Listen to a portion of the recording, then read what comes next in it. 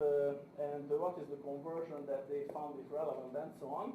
So you calculate the conversion rates between the phases. And what the research company could offer or can offer, which is really valuable about this model, that they can have reference points. So they can measure this brand equity of different brands in the market or different brands in Europe or in the world and so on, across industries or within industries and so on. And they can compare that in which phase your brand performed better than the average in the industry or in Europe or in the world and so on. So in this case, for example, this brand, the brand A, according to the presence, they perform much better than the average because it's plus 30, because 50 is a conversion rate in this phase. In average, 50% of the consumers can recall a brand, and this brand would recall the 80% of the consumers, by the 80% of consumers. It's much better, more widely in mind of the consumers.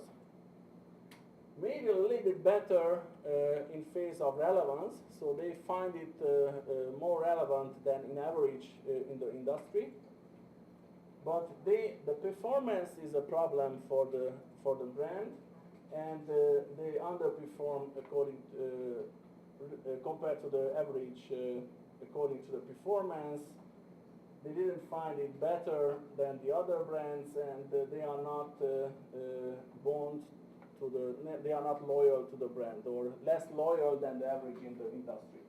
So in this case, you can analyze as a marketing manager that what can we do? We are in the mind of the consumers. That's fine. You shouldn't increase the brand awareness.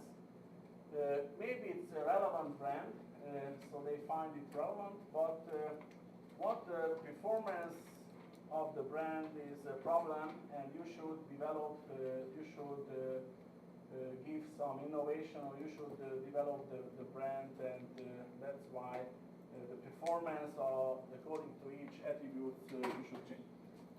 Maybe in this phase, as a marketing manager, you can think about that. How can you reach better performance? Maybe you can change the consumer's expectation about the attributes. So maybe the